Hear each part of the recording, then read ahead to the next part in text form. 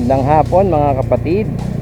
Ito po si Cross Blanc and I'm very excited to share to you my first vlog. And matagal ko na pong plinano makapag-vlog. Marami na rin po ako mga kaibigan na rider na nagba-vlog. So sabi ko, why not I try to make my own vlog. And ang purpose naman po ng vlog natin is only not to showcase yung ating mga achievements, but also to provide information and help those people who are still undecided, checking for options, opinions na makatulong sa desisyon nila. And today, alam ko po na marami ang naghahangad na magkaroon ng big bike, especially kung first time nilang mag-big bike. So I hope that this video will be very helpful para makapag-decide kayo kung ano yung motor para sa inyo.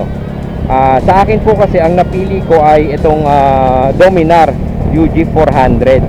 So meron po akong tatlong considerations actually kaya ako ito napili.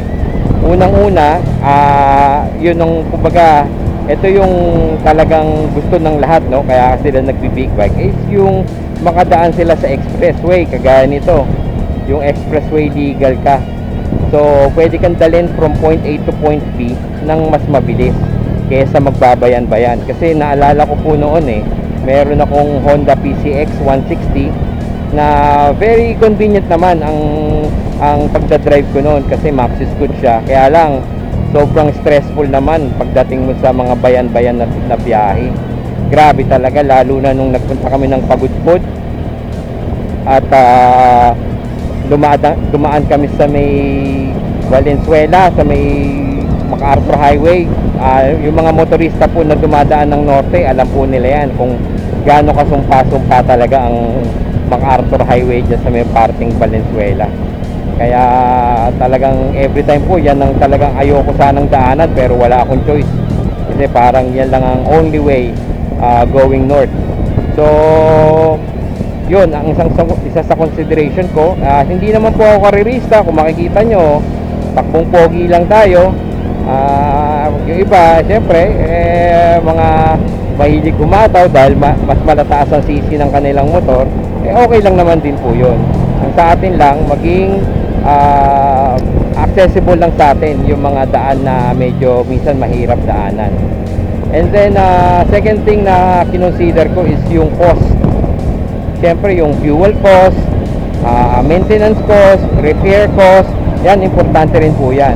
Siyempre the more na mas mahal yung sasakyan, the more na mas expensive siya, ganun din yung parallel din yan sa expenses mo when it comes to fuel cost, when it comes to repair cost, at saka yung maintenance cost.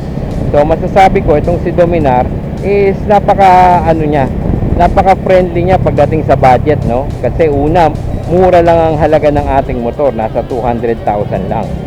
And then ang fuel consumption niya napakatipid dahil single cylinder lang yung ating motor. At pangatlo, yung repair and maintenance, napakadali pong hanapin kasi ang parts nito is parts ng Kawasaki. And just like me na nandito po ako nakatira sa May South, ang repair center po ng Kawasaki malapit lang, dito lang sa May Sukat.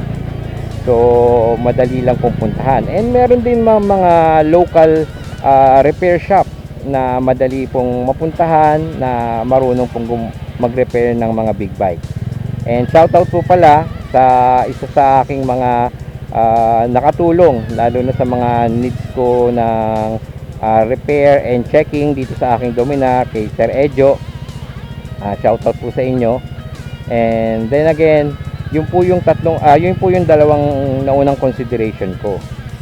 Pangatlo po ay yung kumbaga ito gusto ko na lang yung pogi po naman talaga yung motor natin. Minsan nga kahit nasa expressway ako tumatakbo, may nagbubukas pa ng bintana tinatanong ko ano yung motor na gamit ko.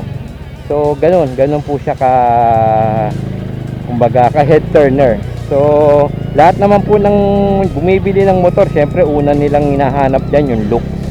Dapat maganda talaga, maporma, pogi kumbaga.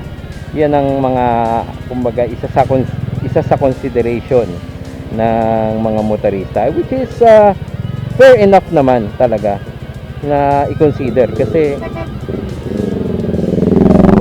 talaga naman kung maganda ang motor natin. And so kaya po yun ang napili ko, si Dominar, dahil 400cc, expressway legal, and then madali ang mga repair at pogi. So kung meron po kayong budget at gusto niyo ng mas mataas na displacement ng motor, pwede naman po yun. Pero kung marami pa kayong kino-consider maliban sa motor, siyempre dapat sinasakto rin po natin yung ating budget.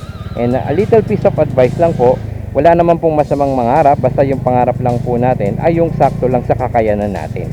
Mahirap din po kasi yung nangarap tayo ng mga magagandang gamit, sasakyan, tapos pagdating ng huli, nabaong ka lang sa wala, sa utang at kung ano-ano pa. So pangarapin po natin na in a small way matupad natin yung ating mga gusto na hindi nako-compromise yung ating budget.